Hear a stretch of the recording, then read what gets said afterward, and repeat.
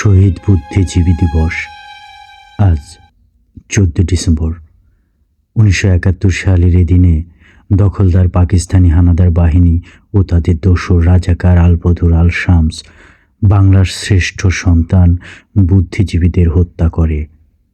দেশের স্বাধীনতা ও মুক্তি সংগ্রামের ইতিহাসে দিনটি কালো অধ্যায় হিসেবে বিবেচনা করা হয়। এদিন দুপুর 12টার দিকে সর্বপ্রথম ঢাকা বিশ্ববিদ্যালয়ের আবাসিক এলাকার বাসা থেকে আল বদর বাহিনীর চিফ এক্সিকিউটর আশরাফুজ্জামান খান এবং অপারেশন ইনচার্জ চৌধুরী মঈনুদ্দিনের উপস্থিতিতে তুলে নিয়ে যাওয়া হয় ঢাকা বিশ্ববিদ্যালয়ের বাংলা বিভাগের অধ্যাপক মোফাজ্জল হায়দার চৌধুরীকে। এরপর দুপুর 1টার দিকে সেন্ট্রাল রোডের বাসা থেকে তুলে নিয়ে যায় ঢাকা বিশ্ববিদ্যালয়ের বাংলা বিভাগের অধ্যাপক নাট্যকার মনির চৌধুরীকে। একই দিনে সন্ধ্যায় কায়েতটুলির বাসা থেকে ধরে নিয়ে যাওয়া হয় সাংবাদিক ও কথাসাহিত্যিক শহীদুল্লাহ কায়সারকে। এদিন একে একে বহু বুদ্ধিজীবী নিজ নিজ বাসা থেকে উঠিয়ে নিয়ে যাওয়া হয় অজ্ঞাত স্থানে। তারপর আর কেউ ফিরে আসেনি।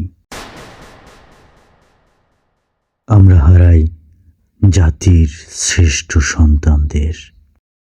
14 ডিসেম্বর 1971 সাল ভারতীয় সেনাবাহিনীর প্রধান লেফটেন্যান্ট জেনারেল মানেকশ পাকিস্তানি সেনাবাহিনীর উদ্দেশ্যে এক বার্তায় বলেন, আমার সৈন্যরা এখন ঢাকাকে ঘিরে ধরেছে এবং ঢাকার ক্যান্টনমেন্টও এখন কামানের গুলার আওতায়। সুতরাং আপনারা আত্মসমর্পণ করুন। আত্মসমর্পণ না করলে নিশ্চিত মৃত্যু। যারা আত্মসমর্পণ করবে তাদের নিরাপত্তার ব্যবস্থা করা হবে এবং তাদের প্রতি ন্যায়সঙ্গত ব্যবহার করা হবে।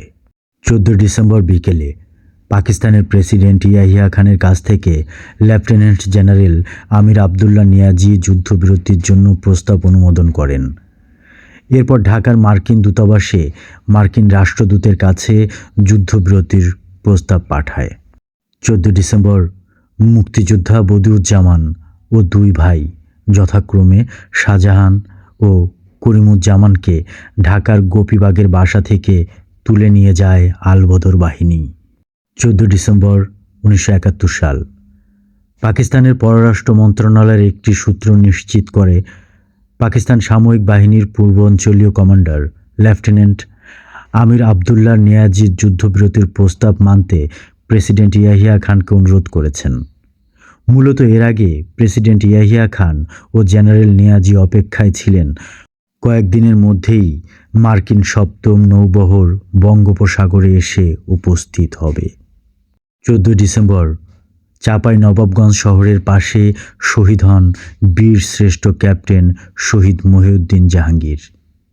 এর আগে 10 December captain Jahangir, lieutenant Qayyum, lieutenant Awal ও 50 জনের মতো মুক্তিযোদ্ধা চাঁপাইনবাবগঞ্জের পশ্চিমে বারঘড়িয়া এলাকায় অবস্থান করেন। 14 ডিসেম্বর ভোরে মাত্র 20 জন মুক্তিযোদ্ধা নিয়ে বারঘড়িয়া এলাকা থেকে 3 থেকে 4টি দেশি নৌকায় করে রেহাইস এলাকা থেকে মহানন্দা নদী অতিক্রম করেন তারা। নদী অতিক্রম করার পর উত্তর দিক থেকে একটি একটি করে প্রত্যেকটি শত্রু অবস্থান দখল নিয়ে দক্ষিণে এগোতে থাকেন।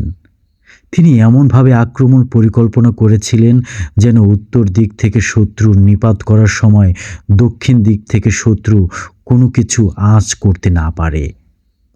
এভাবে এগোতে থাকার সময় জয় যখন প্রায় সুনিশ্চিত, তখন ঘটে বিপর্যয়। হঠাৎ বাঁধের উপর থেকে ইস্ট পাকিস্তান সিভিল আর্ম ফোর্সের 8 থেকে 10 জন সৈন্য দৌড়ে চর এলাকায় এসে যোগ দেয়। এরপরে শুরু হয় পাকিস্তানি বাহিনীর অবিরাম ধারায় গুলিবর্ষণ।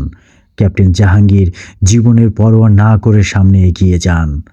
যখন আর একটি মাত্র শত্রু অবস্থান বাকি রইল, এমন সময় মুখোমুখি সংঘর্ষে বাংকার চার্জে শত্রুর বুলেট এসে বিদ্ধ হয় জাহাঙ্গীরের কপালে। শহীদ হন তিনি। 14 ডিসেম্বর 1971 সালে একাধারে হানাদার মুক্ত হয় কেশবপুর, মোড়েলগঞ্জ, শাহজাদপুর, শেরপুর, শিবগঞ্জ, উল্লাপাড়া, তাড়াইল, আক্কেলপুর, পাঁচবিবি, নবীনগর, সাভার, কালিয়াকৈর, গজারিয়া, মির্জাপুর, কাউখালী, চিলমারী, দুহাজারী, নাজিরহাট ও সান্তাহার রেল স্টেশন। একই দিনে লেফটেন্যান্ট শওকতের নেতৃত্বে গণবাহিনীর একটি কোম্পানি নাজিরহাট মুক্ত করে একটি ব্রিজ মেরামত শুরু করেন।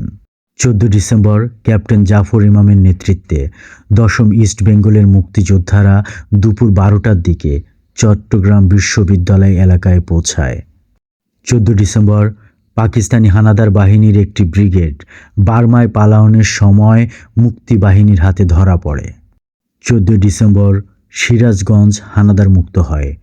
এর আগে 13 ডিসেম্বর রাতে মুক্তিবাহিনীর কমান্ডার আমির হোসেন ভুলুর নেতৃত্বে শৈলাবাড়িতে হানাদার বাহিনীর সঙ্গে মুক্তিযোদ্ধাদের ব্যাপক সংঘর্ষ হয়। পরে এক পর্যায়ে টিকতে না পেরে ঈশ্বরদীর দিকে ট্রেনে করে পালিয়ে যায় হানাদার বাহিনী। 14 ডিসেম্বর সকালে সিরাজগঞ্জ শহরে স্বাধীন বাংলাদেশের পতাকা উত্তোলন করা হয়।